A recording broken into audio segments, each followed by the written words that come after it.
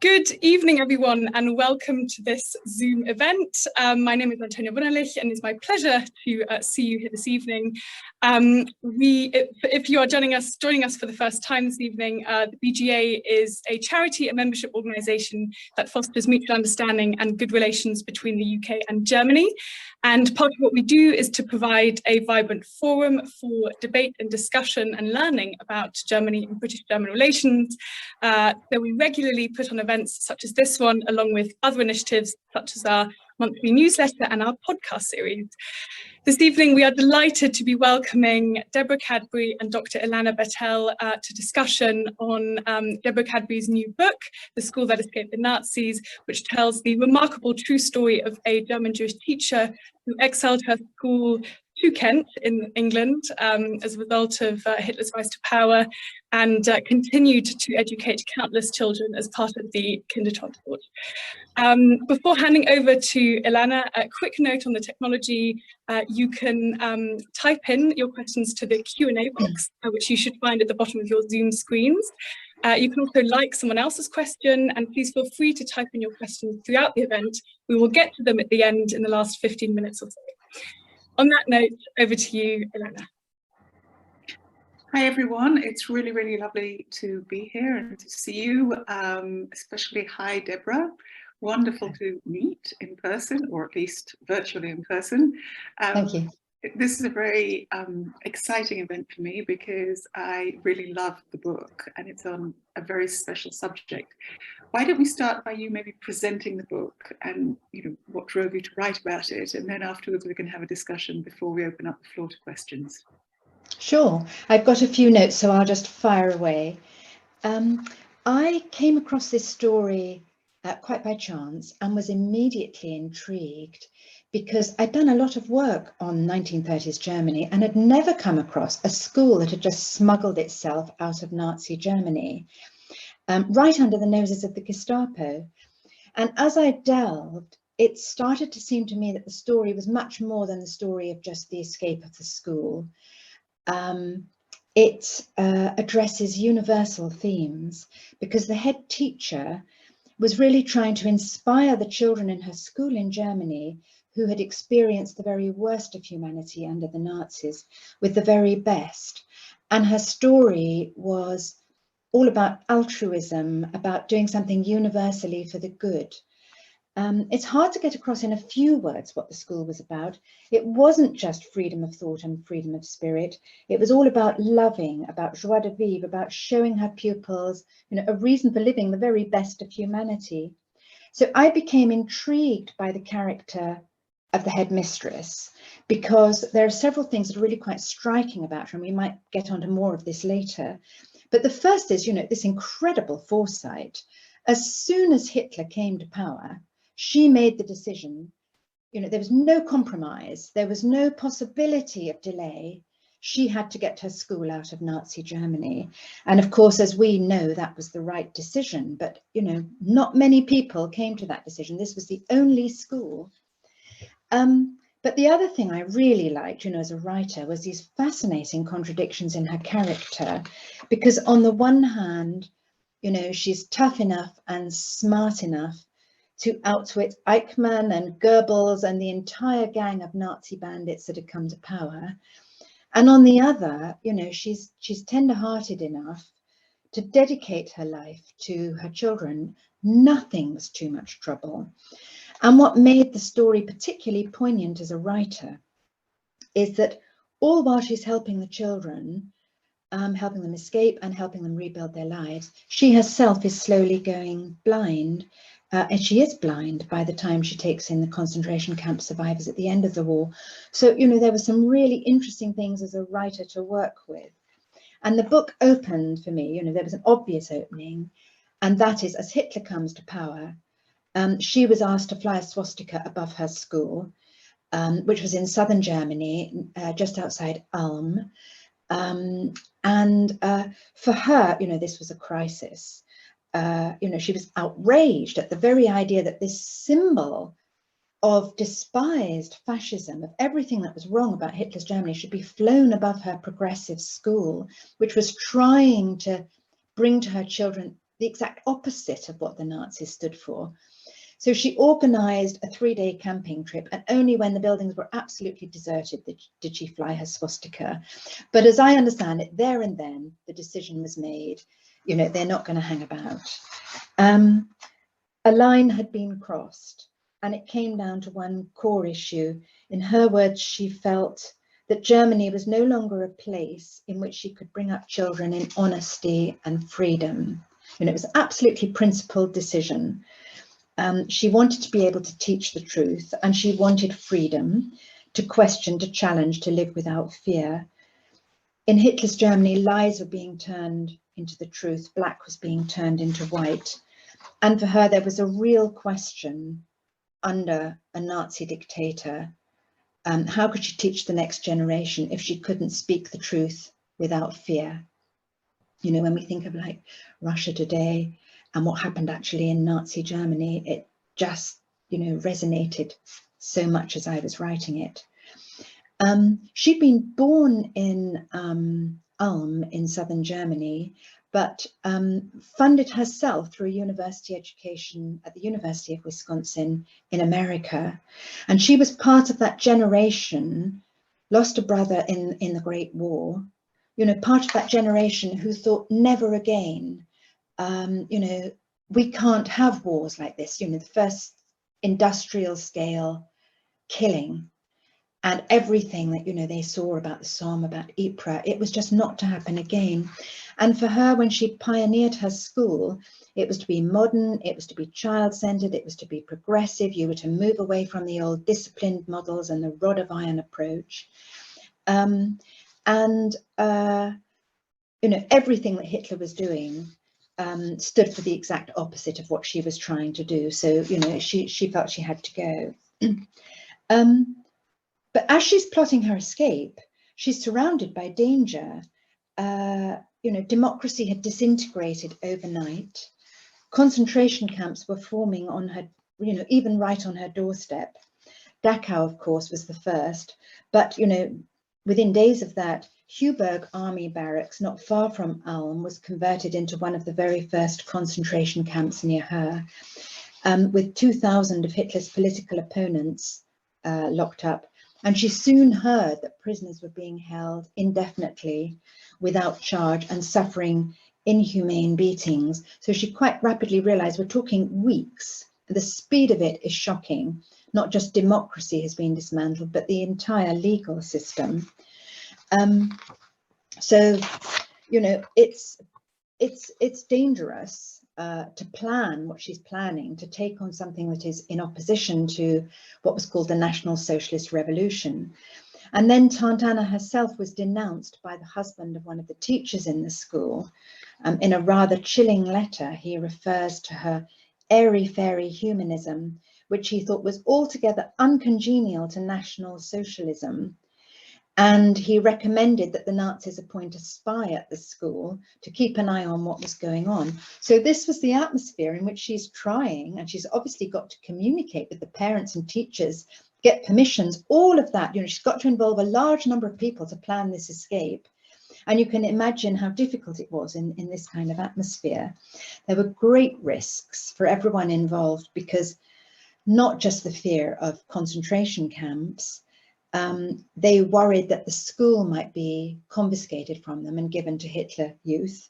And of course, if the press got hold of the story, it would cause a sensation. So the whole thing was planned in secret. Now, I don't want to spoil this for anyone who hasn't read the book yet, so I won't give details of how they planned their escape.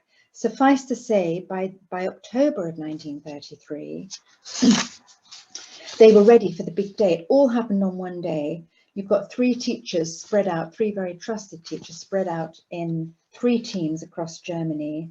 And the parents were making their way to pre-assigned railway stations across Germany on 3 key routes. So one teacher is taking children across northern Germany, picking up a child at each station on the way.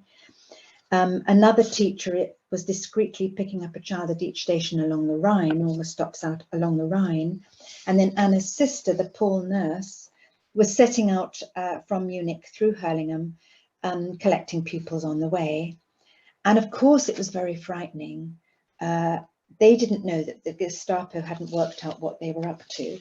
So I'm not going to tell you what happened, but they get to England.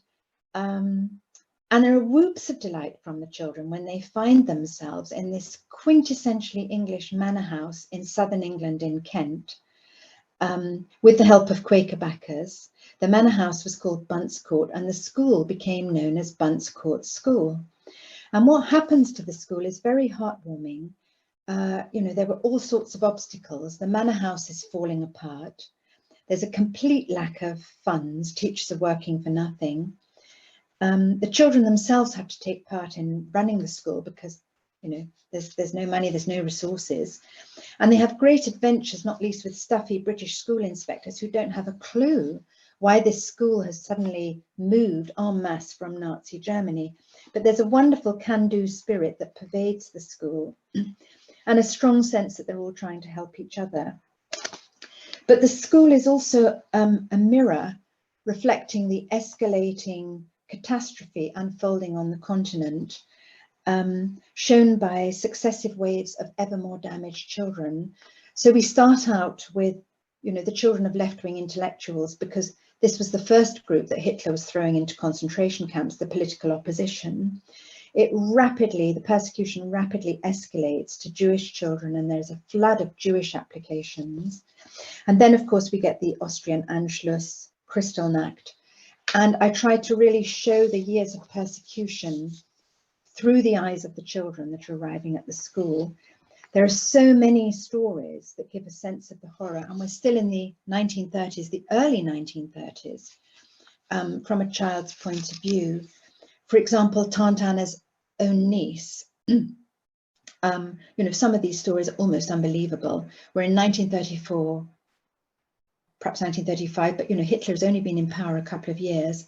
She was on a play date with a friend. Tante Anna is the name of the head teacher. I'm sorry, I should have said she was given a nickname by the kids, Tante Anna, and her niece was playing with a friend. And one afternoon, as they were playing, there was a knock on the door. It was a postman with a great big parcel. A parcel was a real novelty. Everyone gathers around, you know, what's arrived. And as they start to unwrap it, you know, it looks a bit unpromising. It's sort of sacking. And then they get to the inside and it's just ash.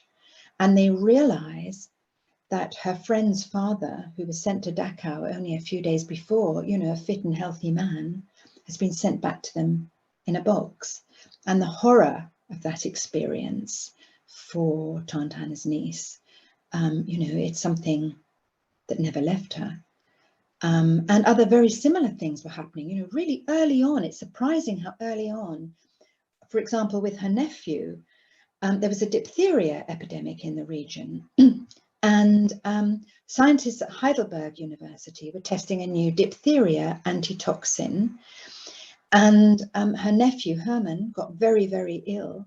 And it was decided they would test out this new anti-diphtheria toxin, this new medicine, on Herman, because as a Jew, he was a convenient, and I'm quoting, intermediate between animal and human. These are the scientists at Heidelberg University. And we're talking like within 2 years of Hitler coming to power. You know, did the researchers really believe what they put on their application form?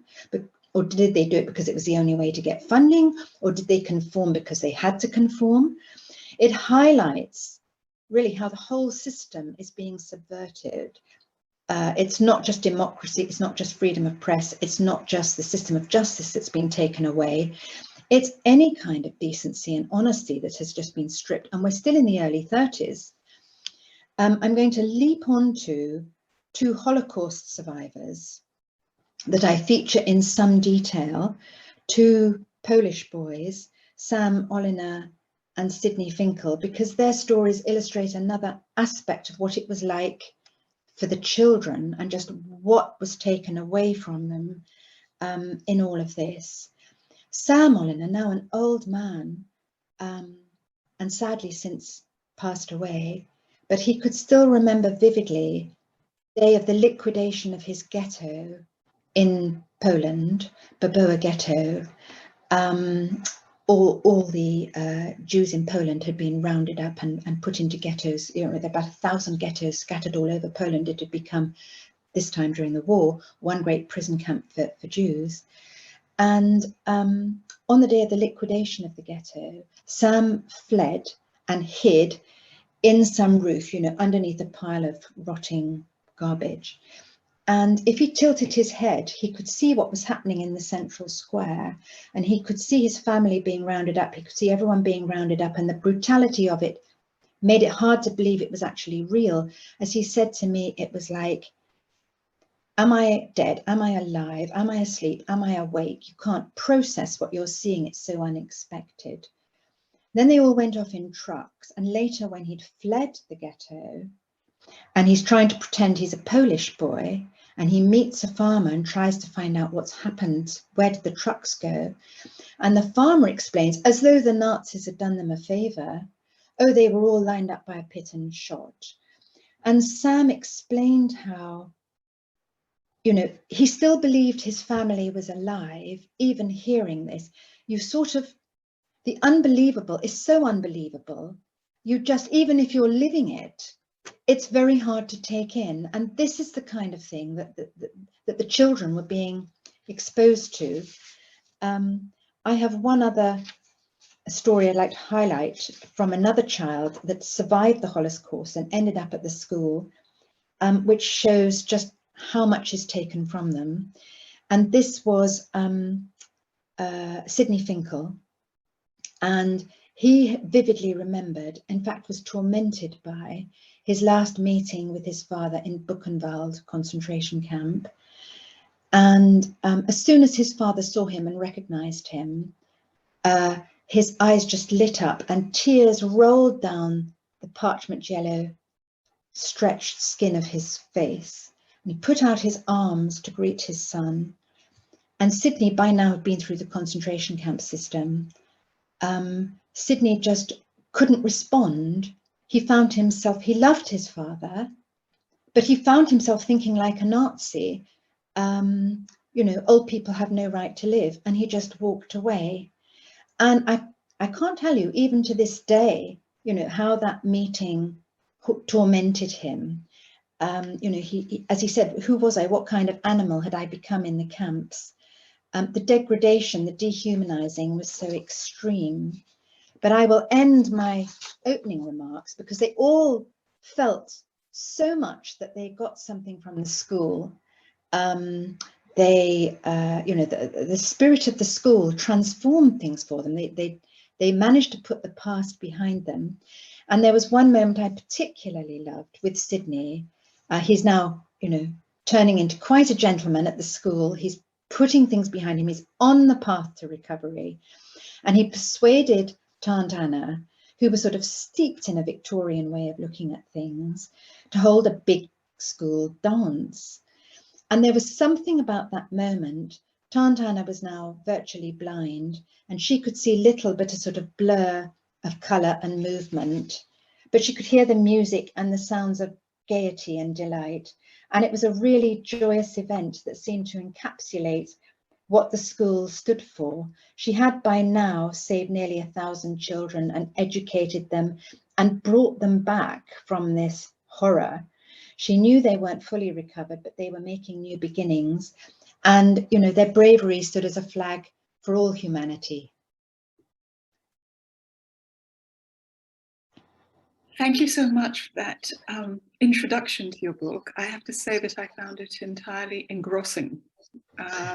Didn't expect to. I've done a lot of Holocaust books, and you know, thought, okay, you usually have to grip yourself first of all because it's. I know, it's so sad. It's so difficult. Yeah, and here too, every so often you have to remind yourself that, you know, it was 1,000 people out of 6 million, if you want to put it that way. But yes, you bring out incredibly well, I think, the horror as well as the glory.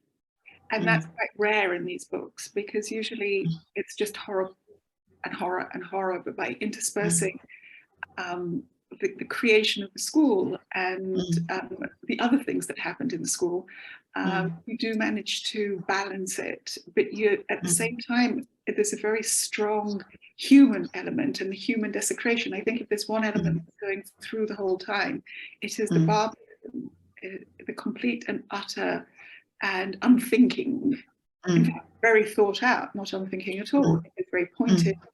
And the other thing that you bring out very well to my mind is the speed. You know, as soon as Hitler comes to power, as soon as they invade Czechoslovakia, as soon as they invade Poland, it's all thought out, it's all happening. But let's go back to Tantana, first of all. She's a very, very interesting character. What drew you to her? I think it was really that sharp judgment. You know, it's just very interesting, I think, you know, at a time when, you know, we reached the point, you know, 1938, British Prime Minister down. People think they can negotiate with Hitler. They think that he is a man of his word. You know, half our aristocracy were, you know, convinced that Bolshevism was a greater threat than Nazism. And this is after, you know, all sorts of things had happened. You know, 2000 laws, anti-Semitic laws were introduced. But she, right from the off, there's a principle that's crossed. So for me, that makes her very interesting. The fact that she was, you know, feisty enough, different enough to have actually educated herself. She didn't have a lot of money. She'd just done it. She'd gone to America, enrolled, taught while she learned in order to fund herself. And then, you know, decided to set up this whole new system of education, which took some courage and commitment and was very different from, you know, the traditional, at the time, the traditional German approach was much more the rod of iron, strict sense of discipline. Children should be seen and not heard and need to be civilized. You know, this was a totally different approach. So, you know, she's very pioneering. And I think what I found quite moving was that her story was almost lost to history. For me, she stands for so many women in history, because, you know, normally, unless you're a queen or a prime minister or whatever, you know, women's stories aren't recorded. And this was another one where she actually did something very remarkable, and she was very brave, and she was very admirable in the way she fought for those kids with tooth and claw. You know, when I was interviewing, or when I traced all the pupils, and you know, this was an oral history, and I was gathering all their stories and finding out what they thought about the school, it was very clear to me, and many of them are now elderly, and it was very clear to me this story was almost lost to us, as are so many of women's stories throughout history. So, you know, it's another reason to tell her story, because this was a woman who, traditional caring role, but she had done something very different with it. Very pioneering. And, you know, her school, in a way, is an interesting model, you know, for schools.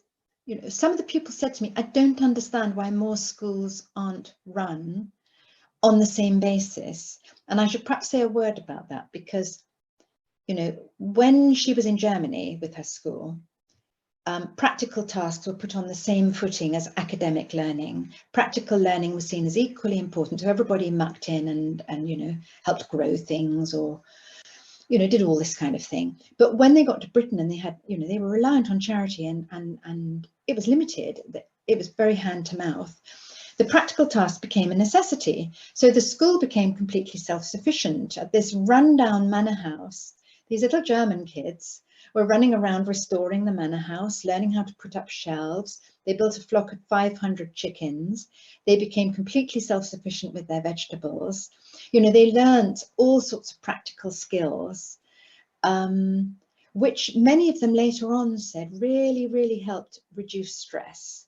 So I thought that was very interesting. When you've got children in crisis, children in trauma, the practical learning made a difference, as well as, you know, making it possible to run the school. And the other thing that she did, which I thought was really interesting, was this very strong emphasis on integration. So obviously these children were in turmoil. They'd come to Britain without their parents, and they were keen to be part of something and keen to belong. But it was so clever the way she managed with very little resources, because most of these children stopped at what was then called school certificate level. It's now GCSE. So, you know, the funds ran out at 15 or 16 and then they were on their own. But she was very clever in positioning each and every one of them so that they could continue to advance. So, for instance, one of the children I featured, Leslie, was very interested in science. She couldn't possibly, there wasn't any science teaching at Buns Court, they didn't have the resources, but they had found ways to, with nature and other things, beekeeping, all sorts of things, for children that are interested in science, to awaken their interest. And she positioned him when he left the school in Birmingham University science labs as a technician. And that was the path which led to him ultimately being part of a team which won the Nobel Prize for Immunology. And although she didn't live to see it, so many of her children, leaving school at 15 and 16 with just the school certificate, but with a strong desire to integrate, went on to have fabulous careers. So, you know, there's Frank Auerbach, who is one of our foremost modernist painters. There's Richard Sonnenfeld, who became the chief interpreter at the Nuremberg trials, because of course there was a strong emphasis on languages at the school. There were playwrights, there were theatre directors, there were film critics, there were journalists, many who became very well known. So, you know, it was a real, she really did something for these children. She not only brought them back from the brink, but she gave them a life that they could begin to see how they could fit into a new life in England. The book very much brings that out, though I have to say what I also enjoyed was very much when you talk about the practical side, as you put it. It's nearly famous five stuff, and, you know, swallows and Amazons, you know, they're building all the time. I know.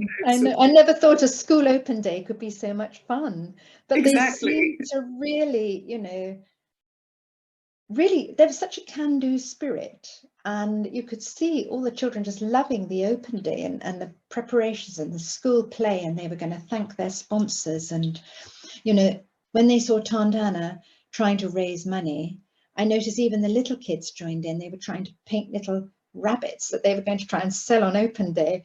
There was sort of such, you know, it's just little things. Like, there were so many though that brought them all together with a sense of fun. So another story that comes to mind is the lowest point for Tante Hannah was actually in 1940, and Britain was in complete crisis. The Nazis have overrun the continent. They're just 20 miles, they're in Kent, they're just 20 miles away in Calais. On a good day, you can practically see across to Calais. That's where they are. The children are terrified. They just see the Nazis as, you know, horror. It's just at this point that the British government introduces a policy of internment, and policemen turn up one morning, you know, terribly sorry, but we've got to take away all your male teachers. And then they came back a week later, we've got to take away your cook and some of the female staff and some of the older girls as well.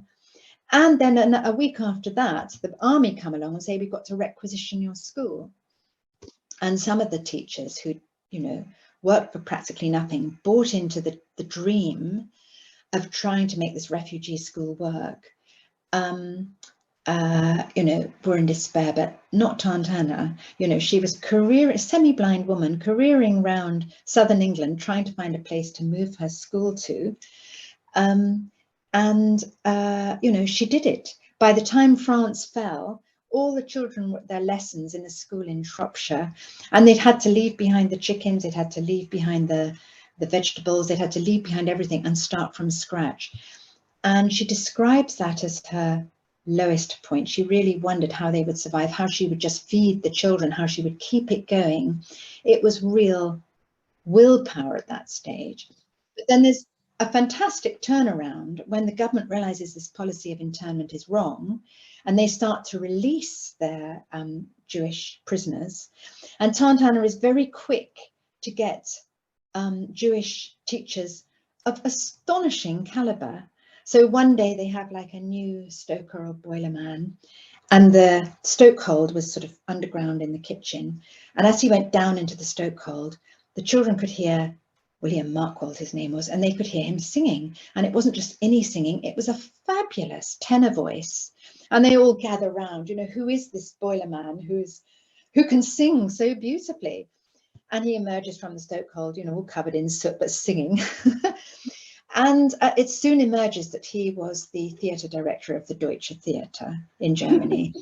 And, you know, the maths teacher turns out to be a famous astronomer and also released from internment. Gretel Haidt, their music teacher, turns out to have worked for a famous sound recordist who was recording birdsong, could annotate birdsong. So there are really enchanting things going on. As by 1942, she has got staff of astonishing caliber for next to nothing, and the children are getting a really quite amazing education, not in the strictly academic sense, in the full sense of opening their eyes to all the wonderful things that are out there. And that's so heartening, and the way the children respond to it. And I try to capture that and put it in the book. You do indeed. Before we go on, I encourage people please to post questions, because we'll move to a Q&A with the audience quite soon. But coming back, I think, you know, let's go to the very beginning. How did you find out about this untold story? And why did you decide it's yours? Completely by chance. I was at a Kindertransport commemoration in London, and one of the speakers, Leslie Brent, he's actually the one that went on to become the part of a Nobel Prize winning team. He told me about the school, told me he'd gone to the school, and as he was telling me this story, he seemed to be incredibly moved. Just the thought of the school, Bunce Court, really meant something to him.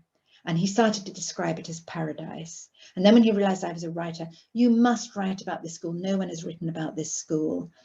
And he started to explain just what this school meant to him, and what Tante Hannah had done had meant to him, how they'd all become brothers and sisters, how they'd all helped each other, mended each other.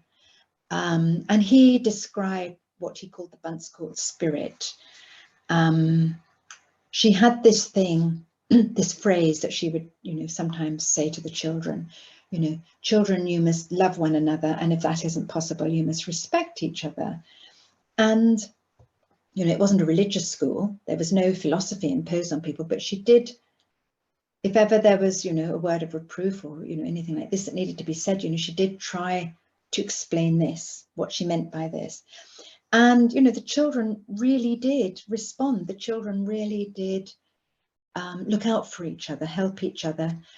And for Leslie Brent, for so many of them, they described it as utterly transformative. And I found that very poignant, and I started to investigate. I found that, you know, many of the children described the school in those terms. So that was another reason that drew me in. Well, that's a very good place to start. Speaking of which, we do have one question here which is relevant very much it's from Peter Barnes asking, how did the curriculum change when the school came to Britain? Were the children taught in English or in German? Well, they spoke in English all the time in the school, and she was quite strict about that. She seemed to know when German was being spoken round the corridor. She'd sort of like, you know, it was meant to be English. There was a German day, and, you know, foreign languages could be spoken at certain meal times, but the lessons were in English from the off. And it's incredible how quickly the children picked it up. Frank Auerbach describes learning English, coming with no English, and being, you know, completely at home. Well, obviously not fluent, but able to get by, not uncomfortable within 6 weeks. So I think the learning of the English was important, and she, you know, it was done very informally. It was just sort of part of the milieu.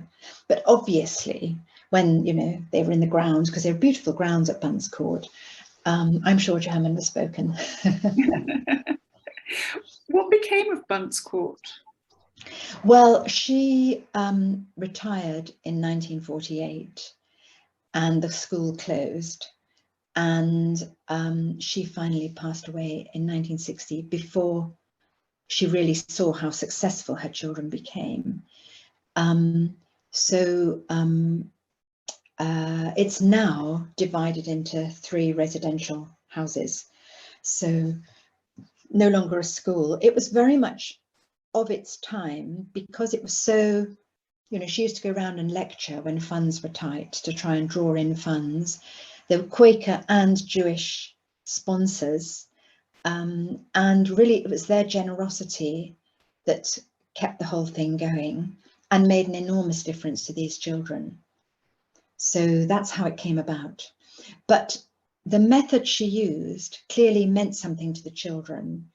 You know, I do wonder why more schools aren't run in this way, especially when funds are tight, because the practical thing, the feeling that they could contribute, the feeling that practical matters matter just as much as academic matters.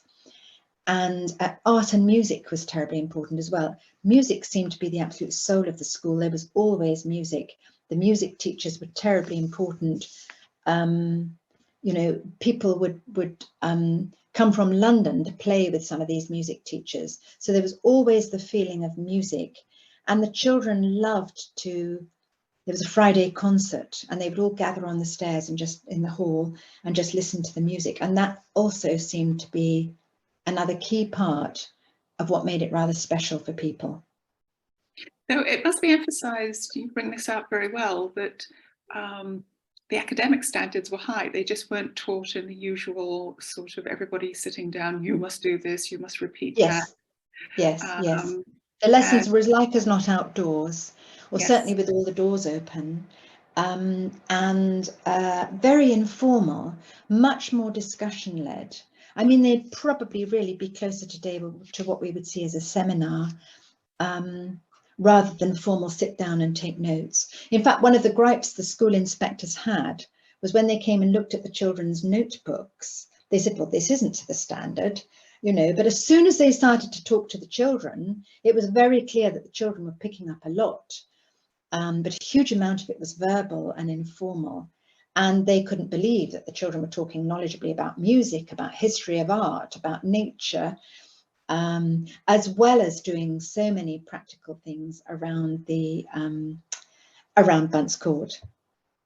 Absolutely. We have 3 follow-on questions here from Andrea Eckhart-Smith. So did they have a lot of native English teachers? How come the teachers were able to teach in English from the start? I suspect it's not.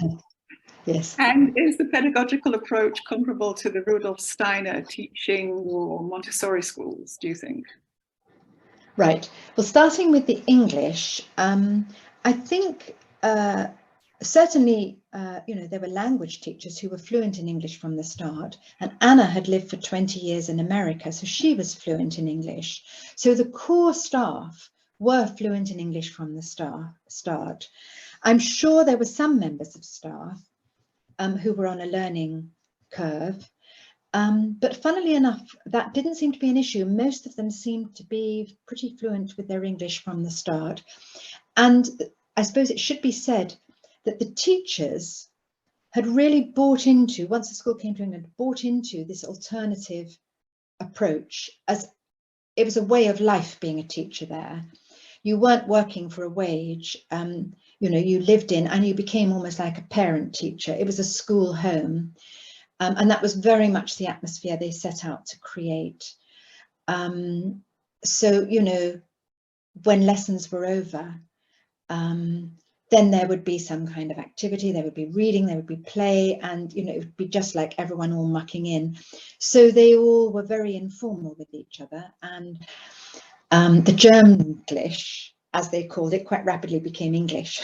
But I should say, they did get visits from the Home Office quite rapidly, and the Home Office insisted that there was to be 50-50 English teachers and German teachers.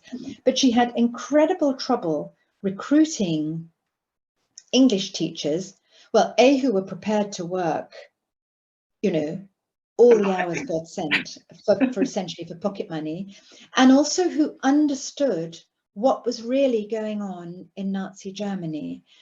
I mean, even the British school inspectors, and I was delighted to get the notes of the school inspectors, because at first they refused to visit the school. And you could see from their notes, they said, we don't believe that Germany will continue to export children. There's no point in visiting this school. It will soon fold. It won't have a reason for existing. Well, you know, come 1938, they were eating their words. And not only that, they wrote the most marvellous things. I think I've got it here about Tante Hannah. Yes, here's the inspector's report. The headmistress is a most capable woman and fine character. Driven from two countries, America and Germany, for political reasons, she betrays no thought of complaint on her own account, but gives herself entirely to work for children in the school. She's large-minded and philosophic, but also practical, and can deal with large problems and small details. I don't know what they expected from a head teacher, but anyway, she obviously really met the ticket. She reigns in a calm, undemonstrative way over the entire establishment, including 6 men teachers, 4 of them English, and all appear loyal to her. I mean, they really were stuffy British inspectors that didn't expect a foreign woman to come and, you know, be a head teacher to English men, but they were obviously quite satisfied with what they saw. I think they eventually are satisfied, if I understood from the book. It's over years. They had to be... It takes a few years. It takes a few years before they can see that this very different way of running a school was actually exactly right for what was needed and for children who found themselves in these circumstances. And there was something so positive, so sort of can-do, so spirited about the enterprise that they all bought into it. Right. And gave it very full support. We have a question from Jane Williams as to how did the children react to school in England and what did they enjoy most? They loved it. Getting to England was really like sanctuary. They had, all of them, even from the beginning, seen enough of Nazi Germany to feel, you know, they'd seen their families torn apart. So even though there was a trauma of saying goodbye to their parents, and of course, as time goes by, it gets more traumatic, there is an incredible, you know, very little here about homesickness, much more a feeling that they've got brothers and sisters and they're out of a feeling of danger.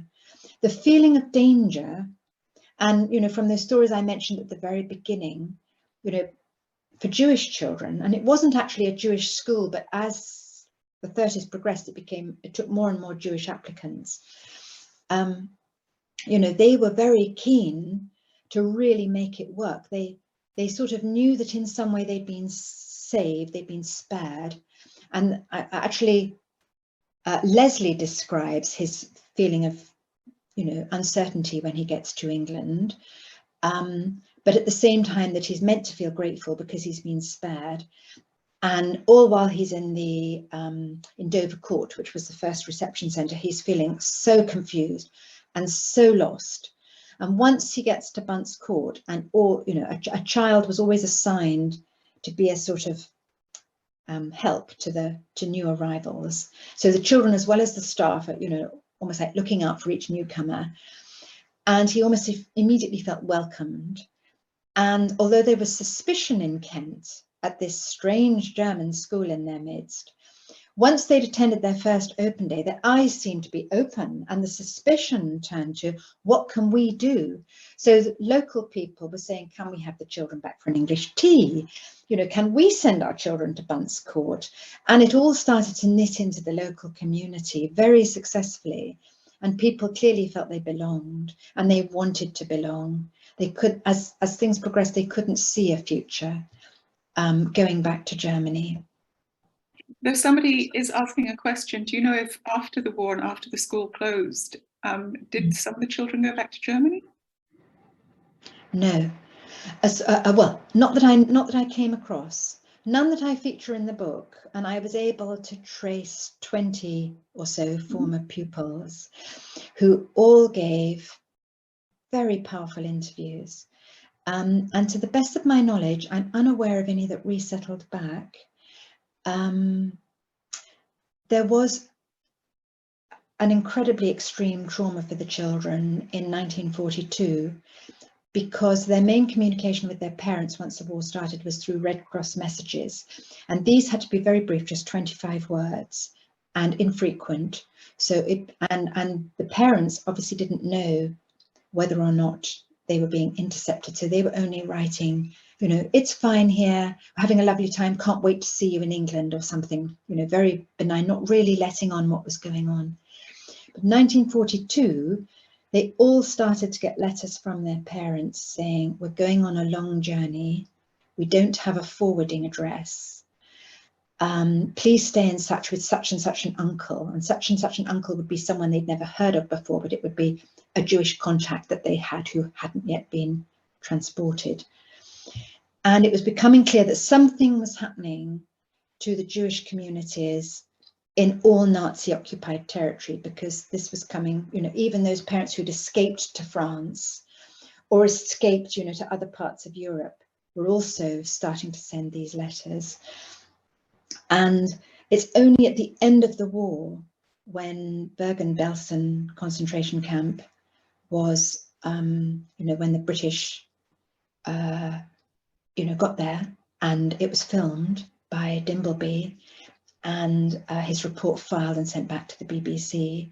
And interestingly, the BBC executives, when they got his report, they at first they wouldn't broadcast it. They just said, this can't be true. And he was their top reporter, their war correspondent, but they just could not believe what he was describing, what he saw at Bergen-Belsen could be true.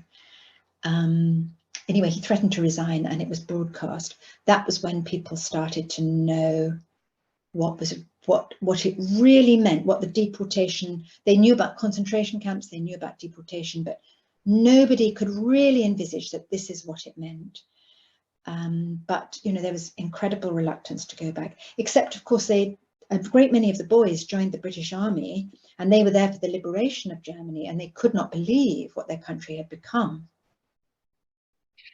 It's interesting probably to speculate whether, because this has happened in many German Jewish families, to the best of my knowledge, in Britain, or Jewish families of German descent, that because of Brexit, they have claimed German passports. It would be quite interesting to know whether any of the descendants of Bond's court went in the same way. But I expect they have. I expect they have. But I think that, let me take you back to another point that is sort of going through this, which is this balance between Jewish and non-Jewish, because the school, as you said, was never created as a Jewish school. It was just created by Jews. Yes. And what was the balance between Jews, not Jews? And there was no religious instruction, to the best of my knowledge, yes, at all. Yes, yes. Tante Anna herself was not religious at all. She believed in humanity. She was a humanitarian. She believed that through education, humanity could progress. And her school, as one pupil described it, was a very complex mix of Judaism, the Quaker faith, liberal values, all sort of interwoven into this, you know, incredible mixture, inspiring mixture, really, because the Jewish community at the time, I think people often forget this, but, you know, the Jews had been emancipated in Germany in 1871 by Bismarck, and in 2 generations, although they were only 1% of the population in Germany, they were they created this wonderful culture that was very visible. You know, there were Jewish people in very prominent positions, you know, Einstein in the sciences, theatre directors, music directors. They were very prominent in the arts. They created this fabulous culture. And that culture was obviously part of Anna's upbringing. The Essingers were friends with the Einsteins, who were also from Ulm. And all of that sort of informed the school. And I have forgotten what your question was. The balance between Jewish and non-Jewish, really. Yes, so it started out as definitely a non-Jewish school, but she starts to get a flood of applications from Jewish parents, ever more desperate. And of course, as Jewish parents were having their businesses confiscated during the 1930s, you know, many of them couldn't pay. So there was this difficult thing about, you know, she desperately didn't want to say no to anybody, but how many could they help? And there was this awful, you know, fight to raise the funds going on all the time. She was really a battler, so that she could let in more children. And of course, at Kristallnacht, November 1938, the first obvious, really obvious, violent pogrom against the Jews, where, you know, many were killed, 30,000 thrown into concentration camps. And suddenly the tone in this country changed. Up until then, The Guardian had just been reporting Jewish atrocities, atrocities against Jews. But suddenly now the Times, all the papers are, you know, pointing out what is really happening to Jews in Germany, and you know, it paves the way to Kindertransport quite rapidly. The country, the mood in the country changed. You know, it was please let the children in, and she took in a great many children at that point. She was a very, very remarkable woman. Clearly, we're slowly moving towards the end of this conversation, but I had a few questions that really interested me. One of them was about what was, as you mentioned yourself, you know, she was interested in, you know, the post-Great War, First World War, making a better world. What for her was a better world, do you think? Well, she was a generation that had seen industrial scale slaughter, and, you know, it just shocked the world in the First World War. You know, it just shocked the world that this could actually be possible. And I think we get a sense of her vision because she left America after the war, after the First World War, came back to Germany, and she was part of a movement called the Quaker Speisung, which was a Quaker feeding program organized largely by the Americans in Germany, where because, you know, Germany was on its knees, and the Treaty of Versailles was, the terms of that was very harsh, and there were many, many children going hungry. And she was part of a program that was trying to help the children even then. So, you know, her belief in a better world was, let's make a world where children can see how we don't have to have wars. We can, you know, live for all humanity, make a better life for everybody. And starting by saving the children in Germany, that was where she started, but it progressed her ideas about schooling and bringing out the best in everyone. You mentioned throughout the book her family. She had numerous sisters and brothers. How many of them survived? I think one died in the Great War, and all the others got out. All of them managed to get out, some to Israel, a couple to England. But she and her younger sister, Paula, came out in 1933. They were part of Bunce Court. And eventually they were able to take their mother in to Bunce Court. But the other sisters, you know, they all, like so many people in the Jewish community, you know, they had businesses, or they'd established, one had established a kindergarten, another was, you know, had a huge furniture business. You know, they'd got lives in Germany, and it wasn't obvious that you had to do what Anna was doing. So, you know, there are some very hair-raising stories as the 30s progress, helping her brothers and sisters.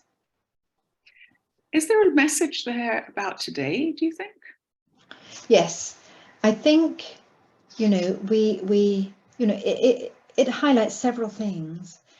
You know, when we look at Putin's Russia, the war in Ukraine, when you see the educational propaganda in Russia, where children get world peace lessons, where they're taught that Ukraine is now their enemy.